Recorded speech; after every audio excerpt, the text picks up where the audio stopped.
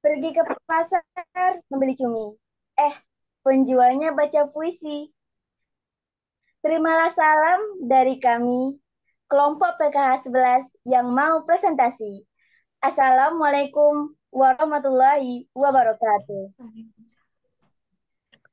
Baiklah, kami dari kelompok 11 akan presentasikan mengenai penyakit biotik pada pada jambu mete. Kelompok PK 11 itu sendiri terdiri dari saya sendiri sebagai moderator, yaitu Diana Putri Ramadan dengan NIM 2351599KT10256 dan dengan rekan saya. Aulia Rafif Ramadana dengan NIM 235172283 KT 10287. Anindya Silva Arnesti dengan NIM 2352139 KT 10396. Kemudian saya Debbie Grisandanisa dengan NIM 235142253 KT 10214. Dan saya Rizka Aprilia Anggraini dengan NIM 2351431 KT 10218. Nah, di sini kami akan menjelaskan apa saja yang ada penyakit dan hama yang ada di pohon jambu mete. Eh, untuk penjelasan penyakit yang ada pada jambu mete, yang pertama akan dijelaskan oleh rekan saya, yaitu mengenai penyakit antro antroknosa. Ya. Jadi, penyakit antraknosa itu disebabkan oleh C. gliosporioides yang menyerang pucuk, daun muda, tangkai bunga, buah, dan biji. Nah, pada pohon jambu mete ini sendiri menyerang pada daun mudanya. Gejala awalnya berupa bercak basah mengkilap, kemudian berubah menjadi coklat kemerahan. Daun yang terserang akan keriput, berbintik kecil-kecil, atau bercak pada daun. Tanaman bunga yang terserang menjadi hitam dan gugur. Serangan pada buah dan biji menyebabkan keriput dan gugur. Tunas daun dan pucuk yang terserang menjadi kering, akhirnya pohon terserang bara dan akhirnya mati. Penyebaran penyakit dapat melalui spora yang disebabkan oleh angin, air hujan, dan mobilitas manusia atau alat pertanian yang digunakan. Nah, cara pengendalian dari penyakit ini adalah yang pertama dengan sanitasi kebun, yang kedua bisa dengan pembuatan parit drainase untuk menghindari genangan air di dalam kebun pada musim hujan. Dan yang ketiga bisa dilakukan dengan pemupukan secara rutin sesuai dosis yang dianjurkan. Dan yang terakhir, apabila ditemukan gejala serangan atau bagian-bagian yang terserang, segera dibersihkan dan dikumpulkan, kemudian dikubur di dalam kebun supaya tidak menjadi sumber penularan atau infeksi bagi tanaman di sekitarnya. Begitu.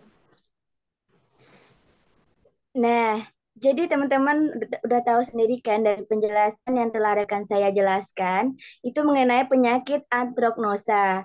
Penyakit antraknosa ini dapat teman-teman lihat dari gambar berikut.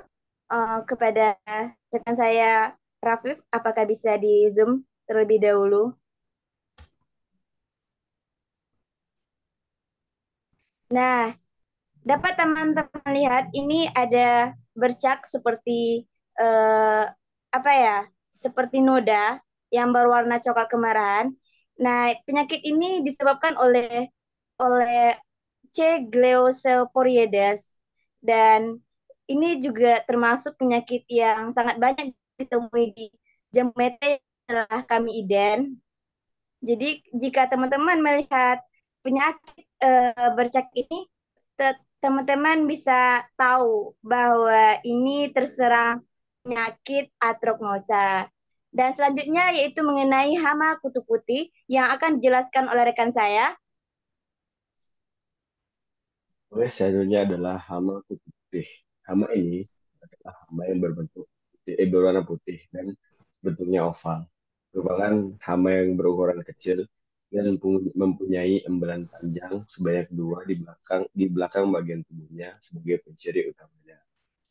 Hama ini menghisap cairan pada daun yang masih muda sehingga menyebabkan daun menjadi kering dan akan mengganggu proses fotosintesis pada tanaman karena menyerang bagian di mana tanaman melakukan proses fotosintesis. Untuk penanganannya sendiri dapat dilakukan dengan mengamati kutu putih dengan instar awal dan kemudian memotong pada bagian tanaman yang terserang dan menyemprotkannya dengan sabun dan insektisida sehingga hama tersebut tidak akan menyebar dan tidak akan mengganggu proses pertumbuhan dari tanaman Anacardium occidentale atau jambu meeting. Begitu teman-teman. Oke, berdasarkan penjelasan yang dijelaskan rekan saya, itu tuh mengenai hama kutu putih. Hama kutu putih ini bisa teman-teman lihat pada gambar yang telah kami foto ini. Nah, ini nih terdapat seperti bintik-bintik putih, tapi bukan bintik-bintik ya. Dia itu semacam hama yang memiliki embelan panjang dan itu kebanyakan hanya ditemui di jambu mete. Dan untuk pengendaliannya juga sudah dijelaskan. Selanjutnya itu tentang penyakit jamur akar putih yang juga akan dijelaskan oleh rekan saya.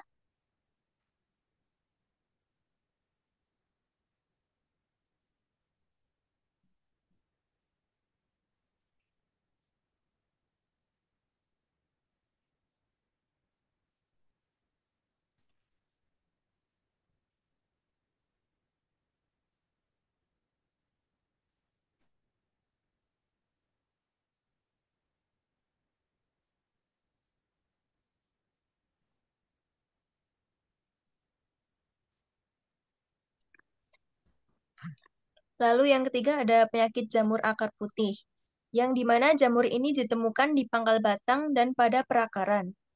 Warna putih akan terlihat pada batang dengan gejala daun berwarna hijau kusam, kuning, layu, dan gugur. Lalu untuk pengendaliannya, apakah boleh di-zoom?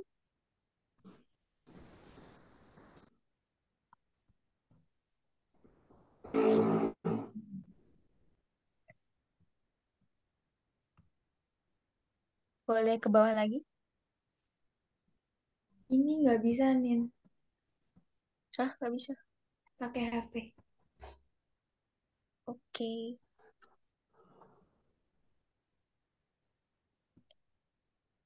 Untuk pengendaliannya, untuk akar putih jamur dengan cara pohon di sekitar dengan jamur, Trichoderma sp membuat parit isolasi sedalam akar dan diberi pupuk organik.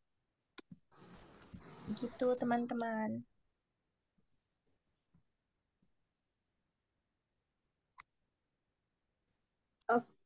Baiklah, karena penyakit jamur akar putih sudah dijelaskan secara rinci oleh rekan saya, kita lanjut selanjutnya yaitu tentang hama ulat kipat yang akan dijelaskan oleh rekan saya yaitu Rizka.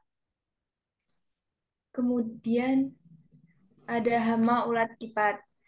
Ini adalah menyerang daun-daun muda dari bagian bawah daun. Kemudian pada daun ini berwarna hitam dengan garis kuning yang memanjang di bagian pinggir tubuhnya. Bagian tubuhnya ada bulu jika dipegang. Ulat kipat akan menyerang daun sampai habis hingga tulang daunnya saja. Kemudian cara pengendaliannya yaitu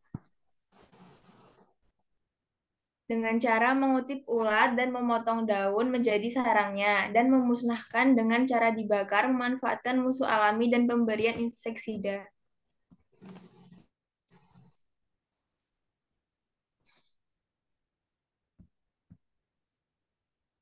Ya. Oke, selanjutnya yaitu tentang hama penggerek buah dan biji yang akan dijelaskan oleh saya sendiri.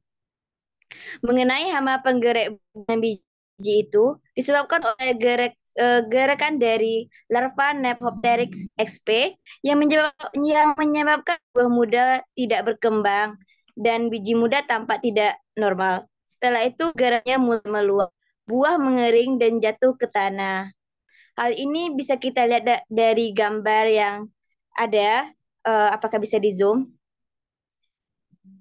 Nah, teman-teman bisa lihat di sini ada semacam pembusukan di sekitar buah.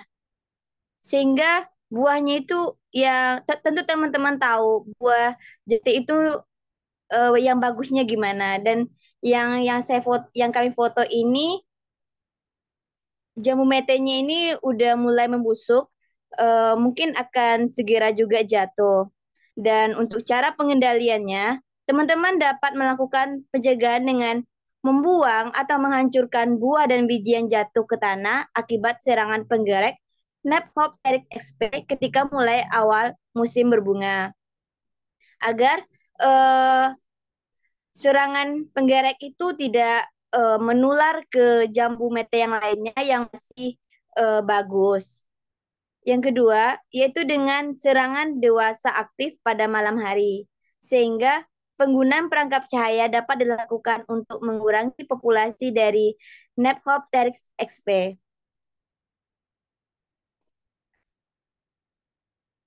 Nah, jadi hanya itu teman-teman penyakit yang kami temui dalam jambu mete.